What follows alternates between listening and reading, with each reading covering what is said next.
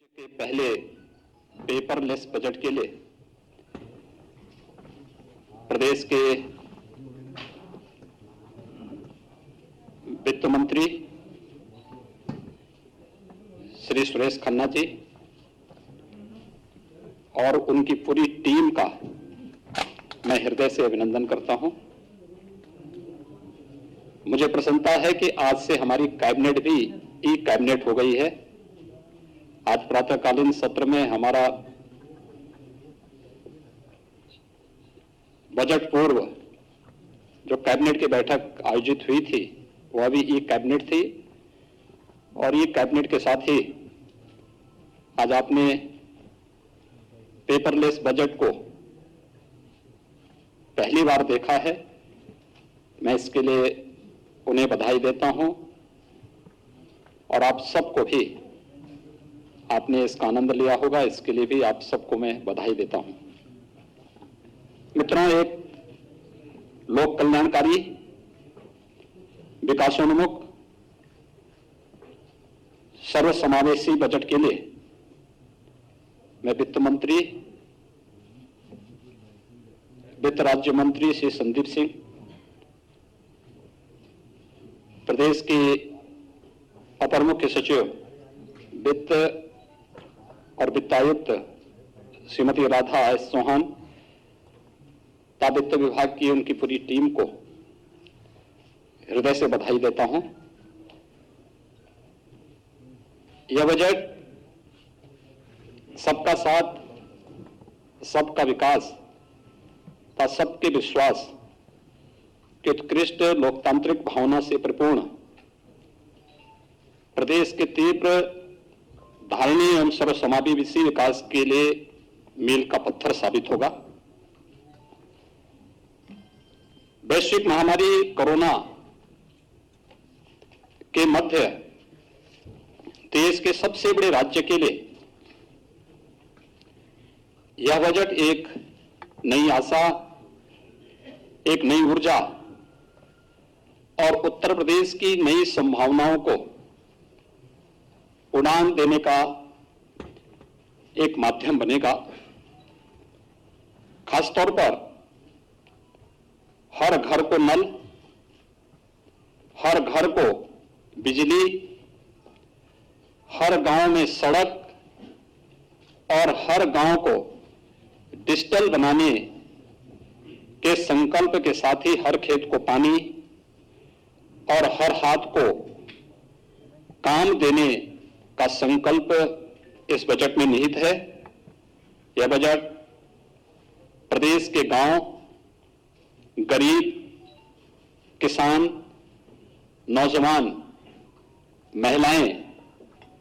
और समाज के प्रत्येक तबके का प्रतिनिधित्व करने वाला यह बजट है। आत्मनिर्भर उत्तर प्रदेश की भावना के अनुरूप यह बजट है। इसमें रोजगार की व्यवस्था,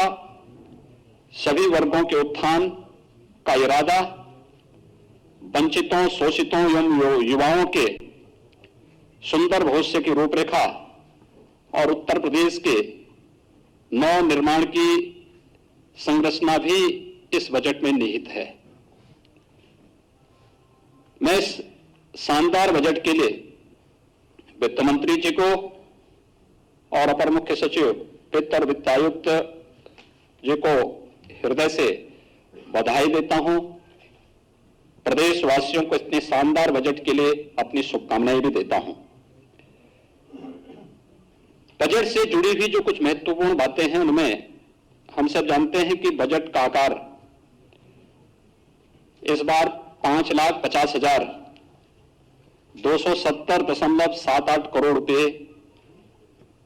का है, जो वर्ष 2020-21 के बजट से 37,410.06 करोड़ रुपए यानी 7.3% अधिक है। अगर आप देखेंगे कि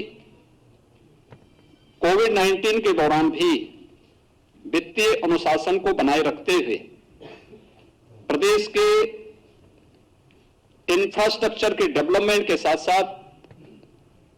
लोक कल्याण की भावनाओं के साथ प्रत्येक तबके के हितों को इसके अंदर समाहित करते हुए महत्वपूर्ण कार्यक्रम कदम उठाए गए हैं। और उसके तहत हम सब जानते हैं कि विगत वर्ष कोविड-19 के दौरान जिस प्रकार की स्थितियां थी,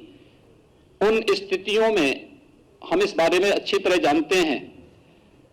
कि प्रदेश ही नहीं बल्कि पूरी दुनिया न केवल आम जनजीवन कोविड-19 के कारण प्रभावित हुआ था, बल्कि अर्थव्यवस्था को सबसे अधिक मार झेलनी पड़ी थी। उस दौरान भी जिस प्रकार का कार्य, उस दौरान भी प्रदेश ने जिस संकल्प शक्ति के साथ आगे बढ़कर के कार्य किया, आदरणीय प्रधानमंत्री जी के मार्गदर्शन में, हम जानते हैं कि हमारे राजस्व की प्राप्तियों में जो हमारे लक्ष्य थे, उस लक्ष्य के अनुरूप उन प्राप्तियों को प्राप्त करने में हमें कुछ कठिनाई हुई। उस सब के बावजूद एफआरबीएम की जो सीमा भारत सरकार ने और रिजर्व बैंक ने रखी है 4.5% का, हम उसको 4.17% तक ही हम लोगों ने सीमित करके रखा और उसके अंदर ही अपने इस बजट को प्रदेश के लिए सर्वांगीण विकास को ध्यान में रख करके हम लोगों ने आज का बजट प्रस्तुत किया है। बजट में मुख्य रूप से जिन चीजों की तरफ आप देखेंगे कि बजट की अपनी एक थीम होती है। उत्तर प्रदेश का यह बजट हम लोगों ने जब 2017-18 में अपना बजट प्रस्तुत किया था, तब हम लोगों ने वह बजट प्रदेश के अन्नदाता किसानों को समर्पित किया था। 2019-20 का 18-19 का हमारा बजट प्रदेश के औद्योगिक विकास को समर्पित था। 19-20 का हमारा बजट मातृशक्ति को समर्पित था और 20-21 का हमारा बजट प्रदेश के युवाओं के लिए और प्रदेश के इंफ्रास्ट्रक्चर डेवलपमेंट को समर्पित था। तो इस बार का यह बजट जिस पर फोकस किया गया है, यहां पर हम लोगों ने प्रदेश के समग्र और समावेशी विकास और प्रदेश के विभिन्न वर्गों के स्वावलंबन के माध्यम से सशक्तिकरण को आधार बनाकर के इस बजट को प्रस्तुत किया गया है। प्रदेश में ईज ऑफ लिविंग को और आसान करने के लिए हर घर को जल, हर घर को बिजली, हर गांव को सड़क और हर गांव को डिजिटल बनाने की प्रक्रिया के साथ प्रदेश में समग्र विकास की एक रूपरेखा इस बजट के माध्यम से प्रारंभ की गई है। खासतौर पर जब हम कृषि क्षेत्र की ही बात करते हैं, मुख्यमंत्री कृषक दुर्घटना कल्याण योजना को विस्तार दिया गया है। इसमें अब तक किसान आच्छादित था, अब किसान के साथ साथ किसान के परिवार का कमाऊ सदस्य, बटाईदार और अन्य लोगों को भी शामिल करते हुए अगर दुर्घटना से किसी ऐसे व्यक्ति की मौत होती है तो 5 लाख रुपए की सहायता इस बीमा योजना के माध्यम से उस किसान परिवार को या उस बटाईदार को या किसान परिवार के सदस्य की दुखद मृत्यु पर स्वतः ही इस योजना से प्राप्त होगी। बजट में इस बात की व्यवस्था की गई है। साथ ही साथ जो किसान परिवार आयुष्मान भारत से स्वास्थ्य बीमा से कवर नहीं प्राप्त किए हैं, उन्हें मुख्यमंत्री जन आरोग्य योजना के अंतर्गत 5 लाख रुपए की भी निःशुल्क स्वास्थ्य बीमा का भी कवर देने का प्रावधान हम लोगों ने इस बजट में इस बार किया है। मित्रों, महिलाओं की दृष्टि से एक कुछ नई योजनाएं प्रारंभ की गई हैं। आप सब जानते हैं मुख्यमंत्री कन्या सुमंगला योजना को व्यापक आयाम मिला है। इससे पहले मुख्यमंत्री सामूहिक विवाह की योजना बड़ी लोकप्रिय हुई है, जिसमें 1.25 लाख से अधिक बालिकाओं की शादी विवाह के कार्यक्रम इस योजना के माध्यम से आगे बढ़े हैं। हमने इसकी राशि को 31,000 से बढ़ाकर 35,000 से बढ़ाकर के 51,000 रुपये भी विगत वर्ष किया था। इस वर्ष मुख्यमंत्री सक्षम सुपोषण योजना एक नई योजना उन क्षेत्रों के लिए, उन लोगों के लिए लाई जा रही है 6 महीने से लेकर 5 साल तक किसी भी बच्चे के लिए जो कुपोषित है उस बच्चे को सुपोषित करने के लिए,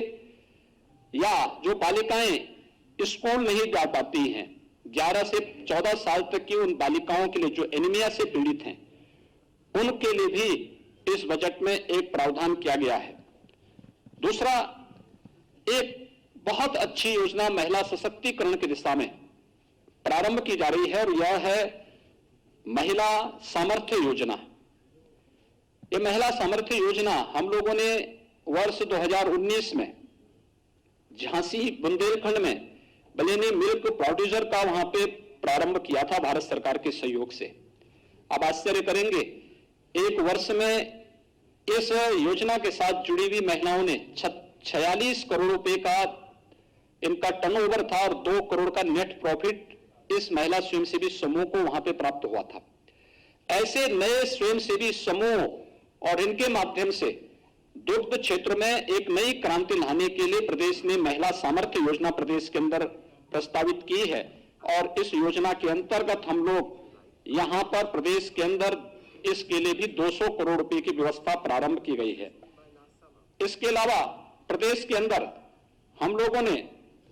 अन्य तमाम योजनाओं के साथ ही युवाओं के लिए, आप सब जानते हैं कि अभी हाल ही में हम लोगों ने प्रदेश के अंदर तमाम एक नई योजना युवाओं के लिए समर्पित की है और वह योजना है मुख्यमंत्री अभ्युदय योजना। प्रदेश के युवाओं को प्रतियोगी परीक्षाओं की तैयारी के लिए हम लोगों ने फिजिकल और वर्चुअल 2 प्रकार की सुविधा के लिए अभी तक 18 कमिश्नरी हेडक्वार्टर पे व्यवस्था प्रारंभ की है, जो हमारी बसंत पंचमी से क्लासेस फिजिकली वर्चुअली प्रारंभ भी हो चुकी है और उसके बहुत अच्छे परिणाम सामने आए हैं। लगभग 10 लाख लोग अब तक उससे जुड़ रहे हैं, वर्चुअली जुड़ रहे हैं। फिजिकली अभी ये संख्या, चूंकि स्थान और उसके लिए इंफ्रास्ट्रक्चर की स्थिति को देखते हुए इसमें हम लोग उसको क्रिएट कर रहे हैं, लेकिन फिर भी ये योजना प्रदेश के अंदर लोकप्रिय हुई और अन्य राज्यों में भी इसकी डिमांड हुई है। हम लोगों ने एक व्यवस्था इसके साथ जोड़ी है कि इन प्रतियोगी परीक्षाओं के लिए, चाहे वह यूपीएससी का हो या प्रदेश के पीसीएस का हो या फिर बैंकिंग का हो, रेलवे का हो या फिर नीट या आईआईटी जेईई के लिए या एनडीए सीडीएस के लिए जो बच्चे तैयारी करते हैं, तो उनको हम इसका एक प्लेटफॉर्म मुख्यमंत्री अभ्युदय योजना से प्रारंभ कर ही रहे हैं। लेकिन साथ साथ इसमें जो भी पात्रता की श्रेणी में बच्चे आएंगे उनके लिए टैबलेट की व्यवस्था भी हम लोगों ने इस योजना के अंतर्गत आज घोषित किया है। उन्हें एक एक टैबलेट भी उपलब्ध कराएंगे, क्योंकि जो बच्चे वर्चुअली इस क्लास के साथ जुड़ेंगे उनके लिए टैबलेट आवश्यक है और टैबलेट की व्यवस्था का प्रावधान आज के इस बजट में उनके लिए किया गया है। इसके अलावा प्रदेश के अंदर 18 कमिश्नरी है।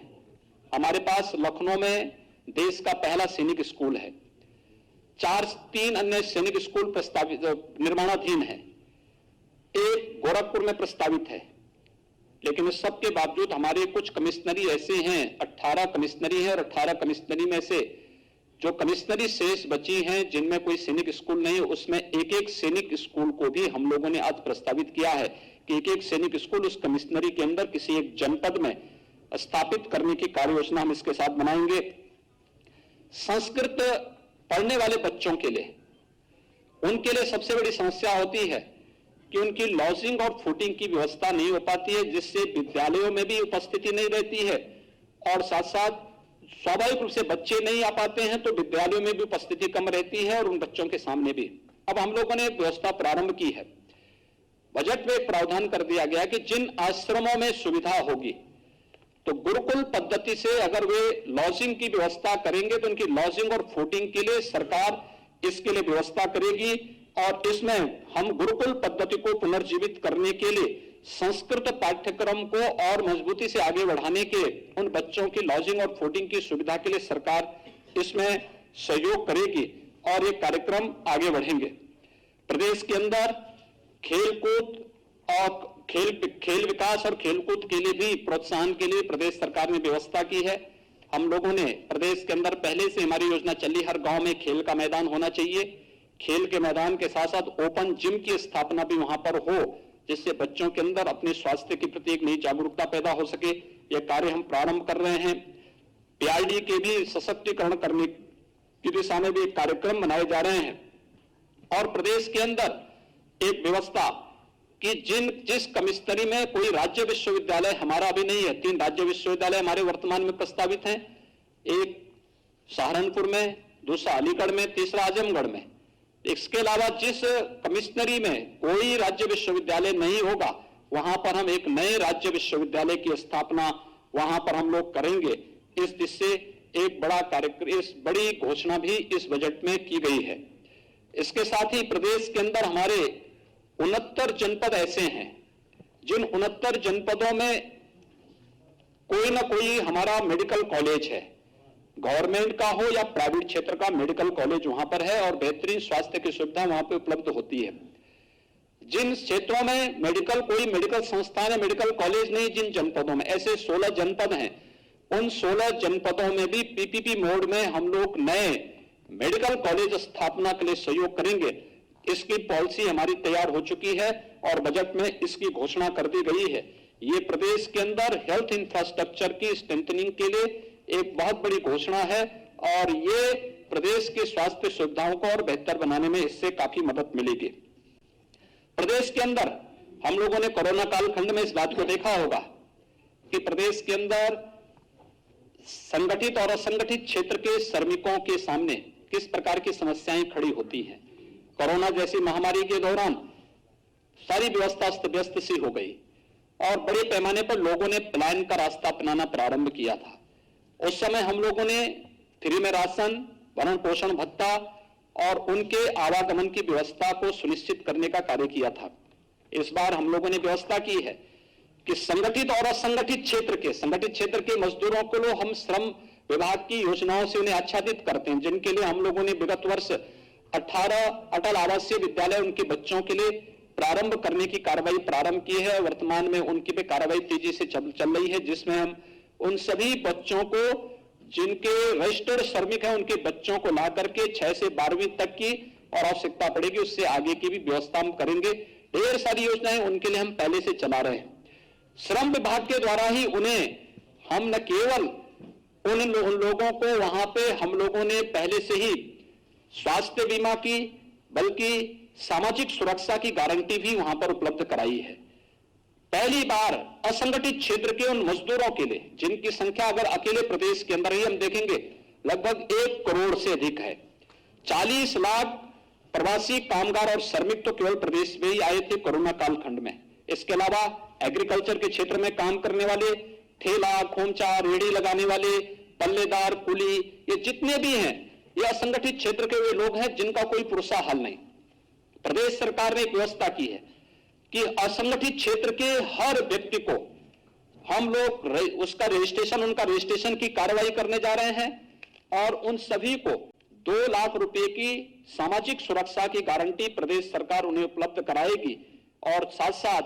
प्रदेश के अंदर हम लोग असंगठित क्षेत्र के प्रत्येक व्यक्ति को जो असंगठित क्षेत्र का मजदूर है उसे 5 लाख रुपए की स्वास्थ्य बीमा की भी कवर मुख्यमंत्री जन आरोग्य योजना के अंतर्गत हम उन्हें देने जा रहे हैं। ये बड़ी योजनाएं इस क्षेत्र में उन लोगों के लिए उपलब्ध कराई जा रही हैं जो लोग अब तक इन सभी योजनाओं से वंचित थे और एक प्रकार से अब अव्यवस्थित से और खानाबदोशी उनके जीवन से था, उसको व्यवस्थित बनाने के लिए लगभग 1 करोड़ से अधिक असंगठित क्षेत्र के लोग और 1 करोड़ से अधिक संगठित क्षेत्र से जुड़े हुए मजदूर इससे लाभान्वित होंगे। किसानों के हित के लिए एक नई घोषणा भी आज इस बजट में की गई है और वह है निराश्रित गौआश्रय स्थलों के लिए। आप सब जानते हैं कि लगभग प्रदेश के अंदर अब तक हम लोग प्रदेश के अंदर 5.5 लाख से अधिक गौवंश हमारे पास सरकार के द्वारा संचालित निराश्रित गौ आश्रय स्थलों में उनकी व्यवस्था और उनकी सुरक्षा की जा रही है, उनके खान पान की व्यवस्था, उनके रखने की व्यवस्था की गई है। लेकिन हमने इसके साथ ही एक व्यवस्था और की थी जिसमें मुख्यमंत्री निराश्रित बेसहारा गोवंश सहभागिता योजना थी। इसमें भी 74,000 गोवंश को हम लोगों ने किसान परिवारों को दिया, जिसमें हम 900 रुपये हर गोवंश उस किसान परिवार को उपलब्ध कराते हैं। लेकिन सरकार ने तय किया है हर न्याय पंचायत स्तर पर भी एक निराश्रित गौ आश्रय स्थल होना चाहिए और इस बार बजट में निराश्रित गौ आश्रय स्थलों की व्यवस्था के लिए भी धनराशि की व्यवस्था की गई है, जिसको हम स्थानीय एनजीओ के माध्यम से उसको संचालित करने का कार्य करवाएंगे। इंफ्रास्ट्रक्चर और वहां की जो लैंड होगी सरकार की होगी और एनजीओ की साथ मदद से हम इसको संचालित करने का कार्य करेंगे। इसके साथ ही नगरीय क्षेत्रों में भी हम इस प्रकार की योजना को संचालित करने का कार्य करेंगे और ये कार्य आगे बढ़ने के साथ ही वाराणसी में गोकुल ग्राम की तर्ज पर प्रदेश के अंदर भी हर न्याय पंचायत स्तर पर फिर बाद में इस गोकुल ग्राम के रूप में इस तर्ज पर इसको आगे बढ़ाने की एक बृहद कार्य योजना को हम आगे बढ़ा रहे हैं। और निराश्रित गोवंश की नस्ल सुधार की दिशा में भी एक नई कार्य योजना की घोषणा आज यहां पर की गई है। खुरपका और मुंहपका जैसी बीमारियों से मुक्ति का एक अभियान प्रदेश के अंदर युद्ध स्तर पर चल रहा है। टीकाकरण की कार्रवाई लगभग हम पूर्णता की ओर लेके चल रहे हैं, लेकिन ये एक बड़ी योजना उन लोगों के लिए की गई है। प्रदेश के अंदर व्यापारियों के लिए भी जो 5 लाख रुपए की व्यापारी कल्याण की योजना थी, अधिक से अधिक रजिस्ट्रेशन हो, वह भले जीएसटी देता हो या न देता हो, यह बात का विषय है, लेकिन रजिस्ट्रेशन के साथ साथ उन लोगों का रिटर्न भरने की ट्रेनिंग देने और 10 लाख रुपए तक की कोई दुर्घटना उनके साथ होती है, उस व्यापारी के साथ कोई कैजुअलिटी होती तो उसके परिवार को 10 लाख रुपए की एक कवर प्रदेश ने इसमें उपलब्ध करवाने की कार्य किया और प्रदेश ने इसमें काफी बड़ा कार्य इस दिशा में प्रारंभ किया है। यह एक बड़ा कार्य प्रदेश के अंदर आगे बढ़ाने के लिए किया जा रहा है। प्रदेश के अंदर उन क्षेत्रों में जो दूर दराज के क्षेत्र हैं,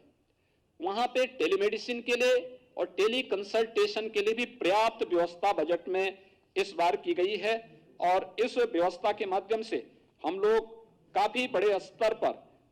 प्रत्येक नागरिक तक बेहतर स्वास्थ्य की सुविधा उपलब्ध कराने में हमें मदद मिलेगी। कुछ नई चीजें जो वास्तव में यहां पर उपलब्ध हो सकती हैं, लखनऊ में हम लोगों ने एक एनआईवी पुणे की तर्ज पर national institute of virology Pune, जो भारत सरकार का संस्थान है और किसी भी प्रकार के वायरस के समय से पहचान करने और फिर उस वायरस के खिलाफ उस प्रकार के वैक्सीन को विकसित करने की दिशा में कार्य किया जा सके, इसके लिए एक उस प्रकार का संस्थान प्रदेश सरकार ने अपने स्तर पर यहां पर बनाने की एक कार्य योजना को बजट में दिया है, जिसमें केजीएमयू, सीडीआरआई, एकेटीयू मिलकर के उस प्रकार का एक संस्थान लखनऊ में बनाएंगे, जिससे आने वाले समय में कोविड-19 जैसा कोई अगर वायरस प्रदेश में किसी भी प्रकार का या उत्तर भारत में कहीं भी उसका अटैक होता है तो समय से हम उसकी पहचान कर सकेंगे और उस दिशा फिर वैक्सीन के निर्माण में भी ये सहायक हो सकेगा। इसके लिए एक बड़ा कार्य यहां पर प्रारंभ किया जा रहा है। इसके साथ ही प्रदेश के अंदर हम लोगों ने प्रदेश के अंदर चाहे वह या पूर्व प्रधानमंत्री स्वर्गीय अटल बिहारी वाजपेयी जी के नाम पर चिकित्सा विश्वविद्यालय की स्थापना को हो या प्रदेश के आयुष विश्वविद्यालय का है, प्रदेश के अंदर एक नए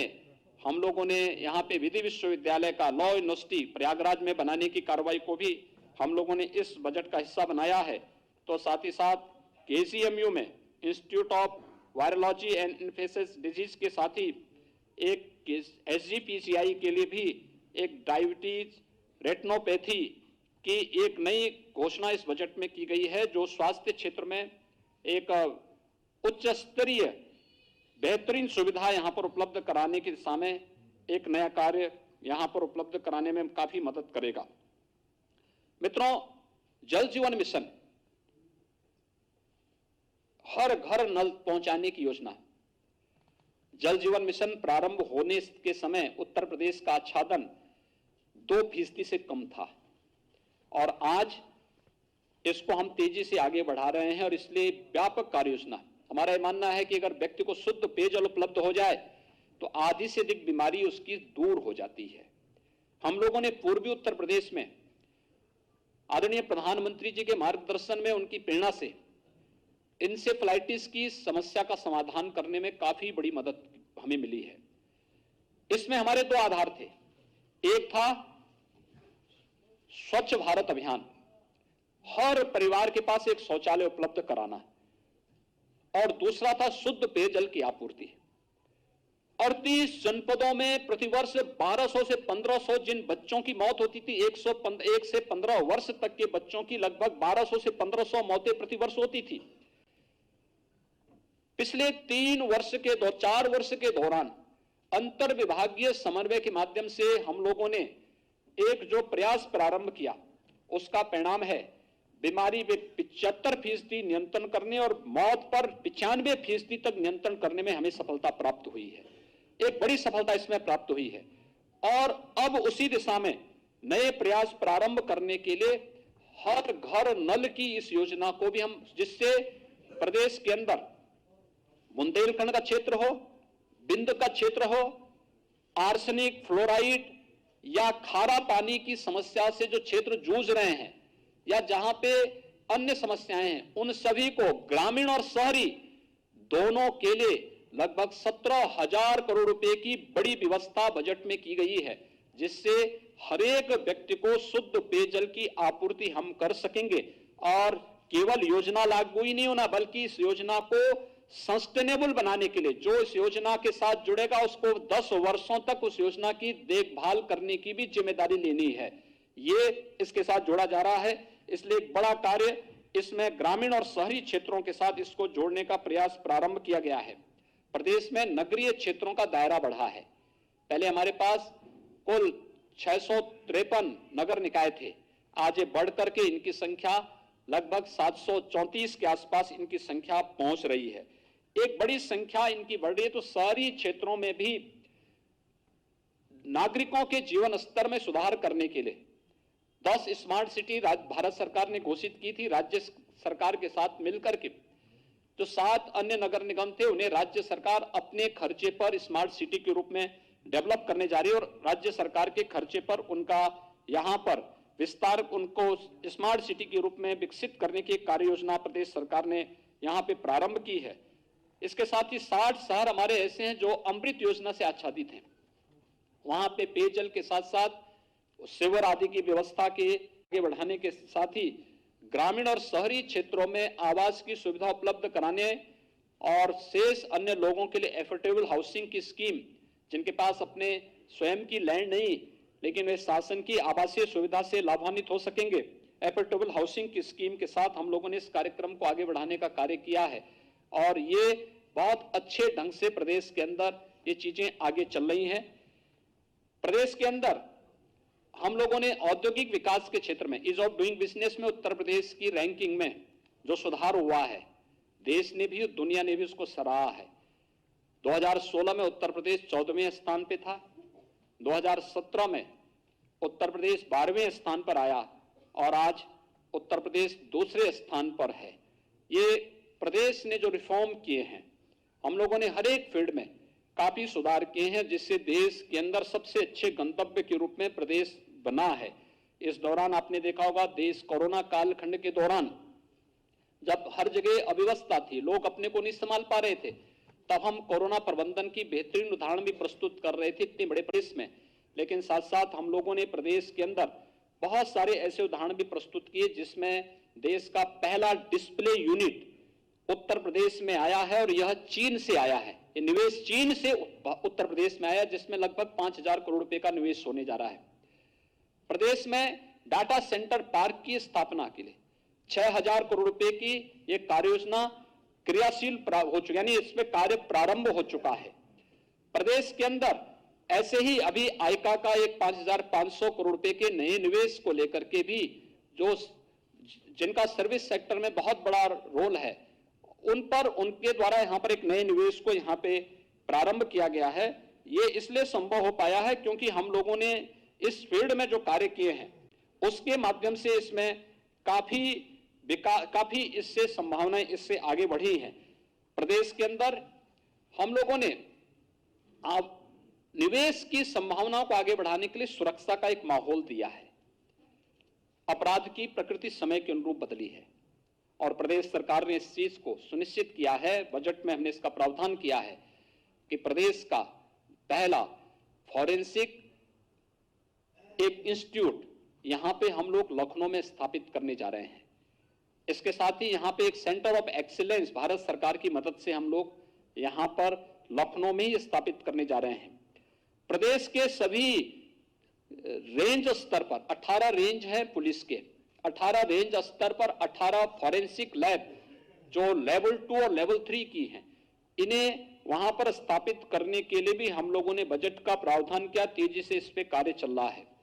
प्रदेश में 2016-17 तक केवल एक साइबर थाना था। आज हम लोग हर जनपद में साइबर थाना स्थापित करने की कार्रवाई को युद्ध स्तर पर आगे बढ़ा चुके हैं। ये प्रदेश को नए यानी समय के अनुरूप हम लोग प्रदेश के अंदर अपराध और अपराधियों पर अंकुश कसने के लिए उस प्रकार की प्रभावी कार्रवाई कर सकेंगे, ये हम लोगों ने यहां व्यवस्था की है। प्रदेश के अंदर सूक्ष्म लघु मध्यम उद्यम प्रदेश में रोजगार सृजन का एक बहुत सशक्त माध्यम है और इस सशक्त माध्यम का उपयोग भी प्रदेश ने किया है और बजट में इसका प्रावधान किया है कि प्रदेश में एक तो बंद पड़ी जो हमारी कताई और स्पिनिंग मिली थी, इनको हम फिर से पीपीपी मोड में चलाने और अन्य तरीके से इनके लिए हम लोगों ने एक कार्य योजना के लिए बजट में इसका प्रावधान किया है। प्रदेश साथ ही साथ प्रदेश के अंदर हम लोगों ने ओडीओपी की योजना को, जो देश के अंदर एक लोकप्रिय योजना बनी है, इस योजना को प्रोत्साहित करने के लिए भी हम लोगों ने बजट में इसका प्रावधान किया है। और साथ साथ प्रदेश के अंदर एमएसएमई सेक्टर में उद्योग लगाने के लिए 1000 दिनों तक आपको किसी भी प्रकार की कोई भी लाइसेंस की आवश्यकता नहीं पड़ेगी। आप जाइए, अपना यूनिट लगाइए और 1000 दिन के अंदर बाकी औपचारिकताओं को आप पूर्ण करिए। ऐसा नहीं कि लाइसेंस के अभाव में या एनओसी के अभाव में आप अपना कार्य नहीं कर पा रहे हैं। एमएसएमई को इससे हमने मुक्त करते हुए और उसमें अन्य जो रिफॉर्म करने थे, ये भी रिफॉर्म करने वाला उत्तर प्रदेश पहला राज्य है और उस दिशा में तेजी से विकास करने के साथ ही प्रदेश में जो भी इस क्षेत्र में युवा कार्य करना चाहते हैं, ऐसे युवाओं के लिए मुख्यमंत्री युवा रोजगार योजना के अंतर्गत भी धन की व्यवस्था हम लोगों ने बजट में प्रावधानित की है। प्रदेश के अंदर इंफ्रास्ट्रक्चर डेवलपमेंट के लिए आप सब जानते हैं पूर्वांचल एक्सप्रेसवे हमारा, इस पर विकास ये कार्य लगभग 80% पूर्ण होने जा रहा है। इसी प्रकार से बुंदेलखंड एक्सप्रेसवे, इस पर लगभग 50% का कार्य हमारा पूर्ण हो चुका है। गोरखपुर लिंक एक्सप्रेसवे लगभग 25% से अधिक कार्य हमारा यहां पर तेजी के साथ आगे बढ़ चुका है। बलिया लिंक एक्सप्रेसवे, इसकी कार्य योजना को सरकार ने अपनी सैद्धांतिक मंजूरी दे दी है और अब हम एक नए एक्सप्रेसवे के साथ आगे बढ़ रहे हैं। यह है गंगा एक्सप्रेसवे, मेरठ से प्रयागराज तक। एक बड़े एक्सप्रेसवे के लिए जमीन अधिग्रहण की कार्रवाई के लिए धनराशि की व्यवस्था इस बजट में की जा रही है। इसके साथ ही प्रदेश के अंदर जो अवशेष हमारी इंटर स्टेट इंटरनेशनल कनेक्टिविटी है, उसको 4 लेन से जोड़ने के लिए भी, हमारे प्रदेश के अंदर जिला मुख्यालयों को 4 लेन से जोड़ने के लिए भी, ग्रामीण क्षेत्र में जिन क्षेत्रों में आज तक कनेक्टिविटी नहीं हो पाई है, उस हर गांव को भी सड़क की कनेक्टिविटी से प्रधानमंत्री सड़क योजना के माध्यम से या फिर प्रदेश सरकार की ही किसी योजना के माध्यम से जोड़ने के लिए भी हम लोगों ने बजट में इसका प्रावधान किया है और हर गांव डिजिटल होगा। आपने देखा होगा हर गांव में ग्राम सचिवालय के निर्माण की कार्रवाई युद्ध स्तर पर प्रदेश के अंदर वर्तमान में चल रही है। कोरोना कालखंड में ही हमने इसे आगे बढ़ाया था। हर एक गांव में कॉमन सर्विस सेंटर बना करके और कॉमन सर्विस सेंटर में ही अब गांव में ही आय प्रमाण पत्र, मूल निवास प्रमाण पत्र, जाति प्रमाण पत्र, ये गांव में ही डिजिटली प्राप्त होगा। इसके साथ ही हर गांव में एक बैंकिंग कॉरेस्पॉन्डेंट सखी, गांव की हर एक महिला को गांव में ही रोजगार मिलेगा और अब बैंकिंग कॉरेस्पॉन्डेंट सखी के रूप में ही गांव में अपनी सेवा दे पाएगी। लोगों को बैंकों तक जाने और बैंकों के सामान्य कामकाज को और समय को बचत करने में एक बहुत निर्णायक भूमिका, क्रांतिकारी निर्णय इस क्षेत्र में एक तो लिया गया है। दूसरा, हर गांव में एक सामुदायिक शौचालय में भी गांव की एक महिला को रोजगार देने के लिए भी कार्य युद्ध स्तर पर प्रारंभ हुआ है। यानी रोजगार सृजन की दिशा में एक बड़ा कार्य इस क्षेत्र में हुआ है। लेकिन साथ ही हम लोगों ने एयर कनेक्टिविटी को भी बेहतर किया है। आप सब जानते हैं एयर कनेक्टिविटी में अयोध्या में हमारा जो एयरपोर्ट है, इंटरनेशनल एयरपोर्ट के रूप में इसे हम डेवलप करने जा रहे हैं और यहाँ की कनेक्टिविटी को बेहतर, यहाँ पर हम लोगों ने एयरपोर्ट के निर्माण की कार्रवाई को युद्ध स्तर पर हमारा एक कार्य चल रहा है। अयोध्या एक एयरपोर्ट के रूप में विकसित होगा। इसको बाद में एक हम लोग इंटरनेशनल एयरपोर्ट के रूप में डेवलप करेंगे। जेवर एयरपोर्ट, पहले वहां पे एक व्यवस्था थी कि वहां पे जो केवल 2 वहां पे एयर स्ट्रिप बनेंगे, लेकिन अब उससे बढ़ाकर के 6 तक विस्तार देने के कार्य योजना के लिए धनराशि की व्यवस्था इस बजट में की गई है। जेवर का हमारा एयरपोर्ट एशिया का सबसे बड़ा एयरपोर्ट बनने जा रहा है। वहां पे विकास की उन अनंत संभावनाओं को आगे बढ़ाने को एक नया स्थान उसमें प्राप्त होगा, चाहे वह फिल्म सिटी के कार्यक्रम को आगे बढ़ाने का हो, फिल्म सिटी को वहां पे आगे बढ़ाने का हो, वहां पे एक आईटी सिटी के रूप में उसे डेवलप करने के लिए भी एक नई कार्य योजना के साथ हम लोगों ने वहां पे कार्य प्रारंभ किया है। हम लोगों के इसके अलावा प्रदेश के अंदर कुशीनगर में इंटरनेशनल एयरपोर्ट बन रहा है। वाराणसी और लखनऊ में इंटरनेशनल एयरपोर्ट पर पहले से ही भारत सरकार कार्य कर रही है, लेकिन साथ साथ प्रदेश के अंदर सहारनपुर, मेरठ, अलीगढ़, मुरादाबाद, बरेली और आजमगढ़, चित्रकूट, सोनभद्र, ये सभी क्षेत्र भी एयर कनेक्टिविटी से जुड़ेंगे। इसके लिए प्रदेश सरकार तेजी के साथ, जितनी तेजी के साथ उत्तर प्रदेश ने इस फील्ड में काम किया है, देश के अंदर अन्य राज्यों में इस प्रकार का कार्य इस दिशा में आगे नहीं बढ़ पाया है, लेकिन उत्तर प्रदेश ने तेजी के साथ इस क्षेत्र को आगे बढ़ाने का कार्य किया है। प्रदेश के अंदर पुलिस के लिए भी इंफ्रास्ट्रक्चर डेवलप करने के लिए, उनके लिए अवस्थापना सुविधाओं के विकास के लिए भी एक बड़ा कार्य प्रदेश ने इस बजट में भी उसकी व्यवस्था की है। और जितनी भी अवस्थापना सुविधाओं का विकास वहां पर होगा, आवासीय सुविधाओं का विकास होगा, इन आवासीय सुविधाओं का विकास महान क्रांतिकारी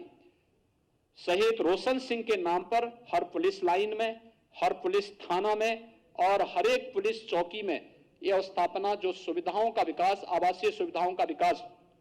पुलिस के लिए किया जा रहा है, इन सभी के साथ उनको जोड़ने का कार्य हुआ है। इतने बड़े पैमाने पर ये सुविधाएं यहां पर दी जा रही हैं, ये बड़े स्तर पर कार्य हुआ है। लेकिन साथ साथ अपने देश के क्रांतिकारियों और देश के शहीदों के प्रति सम्मान का भाव व्यक्त करने के लिए चौरी चौरा महोत्सव हो, शताब्दी महोत्सव के माध्यम से हर एक क्रांतिकारी स्थल पर, हर एक शहीद स्थली के पुनरुद्धार, सुदृढ़ीकरण और सुंदरीकरण की कार्य योजना को भी प्रदेश सरकार ने अपने बजट का हिस्सा बनाया है। प्रदेश में सर्विस सेक्टर की अनंत संभावनाएं हैं और इसमें रोजगार की भी अनंत संभावनाएं हैं। आपने देखा होगा प्रयागराज कुंभ आपके सामने है। प्रयागराज कुंभ के माध्यम से कैसे, जहां पर महाकुंभ के समय में केवल 12 करोड़ ही श्रद्धालु और पर्यटक आ पाए थे, थोड़ी सी व्यवस्था प्रदेश सरकार ने की, स्वच्छता, सुरक्षा और सुव्यवस्था का एक मानक प्रस्तुत किया। 24 करोड़ पर्यटक और श्रद्धालु उसी प्रयागराज कुंभ में वहां पर आए। अयोध्या दुनिया के अंदर एक नए टूरिस्ट स्पॉट के रूप में डेवलप हुआ है। जो फुटफॉल है अयोध्या का, अगर आप देखेंगे, अद्भुत है और बहुत उसको देख करके वास्तव में यानी अकल्पनीय है। प्रदेश सरकार ने निर्णय लिया है इस फील्ड बेहतर उपयोग करने के लिए। हमारे पास व्यापक संभावनाएं इस फील्ड की है और खासतौर पर इस जो रिलीजियस, जो हमारे पास टूरिस्ट है या श्रद्धालु है, उसके लिए अयोध्या है, वह काशी है, प्रयागराज है, चित्रकूट है, निमिष है, विंध्यवासिनी धाम है, देवीपाटन धाम है, सुख तीर्थ है। इन सभी के समग्र विकास के साथ, यानी यहां पे जनता को बुनियादी सुविधाएं मिल सके और यहां पे आस्था का भी सम्मान हो सके, इसके विकास की एक कार्य योजना तो हमने ली ही है। मुख्यमंत्री पर्यटन संवर्धन योजना के अंतर्गत भी हमने पर्याप्त धनराशि की व्यवस्था की है कि प्रदेश के अंदर इको टूरिज्म की जो संभावनाएं, हेरिटेज टूरिज्म के लिए जितनी संभावनाएं हैं, इन सभी को हम आगे बढ़ा सकें। चाहे वह आपने देखा होगा एक दीपोत्सव के कार्यक्रम ने या एक रंगोत्सव के कार्यक्रम ने बरसाना और वृंदावन को किस रूप में एक नई ऊंचाइयों तक पहुंचाया है। देव दीपावली ने काशी के देव दीपावली को कैसे दुनिया के अंदर एक नए इवेंट के रूप में प्रस्तुत किया है। ये सारी चीजें हम इसके साथ जोड़ने जा रहे हैं। हम लोगों ने प्रदेश के अंदर इस पूरे बजट में अनुसूचित जाति के लिए भी, जनजाति के लिए भी, पिछड़ी जाति के लिए भी पर्याप्त धनराशि व्यवस्था, उनके पुनरुद्धार और उनके कल्याण के लिए शासन की योजनाओं को उन तक पहुंचाने के लिए पर्याप्त धनराशि की व्यवस्था की है। लेकिन साथ ही साथ लखनऊ में एक जनजातीय संग्रहालय की स्थापना हो सके, इसके लिए भी सरकार ने व्यवस्था इस बजट में, यहां पर इस बजट में इसका भी प्रावधान किया है। यानी अगर हम कहें कि यह बजट प्रदेश की 24 करोड़ भावनाओं का प्रतिनिधित्व करता हुआ प्रदेश के अंदर हर एक सेक्टर के समग्र विकास को और एक सर्वसमावेशी विकास को ध्यान में रख करके बनाया गया है। मैं एक लोक कल्याणकारी, विकासोन्मुख, सर्वसमावेशी बजट के लिए अपने वित्त मंत्री श्री सुरेश खन्ना जी को, वित्त राज्य मंत्री श्री संदीप सिंह जी को, अपर मुख्य सचिव वित्त एवं वित्त आयुक्त श्रीमती राधा चौहान जी को और वित्त विभाग की पूरी टीम को एक बार फिर से बधाई देता हूं, और एक अच्छे बजट के लिए जिसमें अधिवक्ताओं के लिए भी और समाज के प्रत्येक तबके के लिए बेहतर व्यवस्था की गई है। पत्रकारों के लिए तो पहले हम व्यवस्था कर चुके हैं, नहीं आवासीय सुविधा, मीडिया के लिए तो आवासीय सुविधा की भी और स्वास्थ्य बीमा का हम पहले ही कवर दे चुके हैं, व्यवस्था आगे हो चुका, बढ़ चुका है, बढ़ चुका हमारे स्तर पर पहले हो चुकी है। बेहतरीन व्यवस्था उसमें की जा रही है, बेहतरीन व्यवस्था होगी। आप सबके सहयोग के लिए एक बार फिर से मैं बहुत बहुत बधाई देता हूं, अपनी शुभकामनाएं देता हूं और विश्वास व्यक्त करता हूं कि बजट प्रदेश के समग्र विकास को और सर्वसमावेशी विकास को एक नई ऊंचाइयों तक पहुंचाएगा। बहुत बहुत धन्यवाद।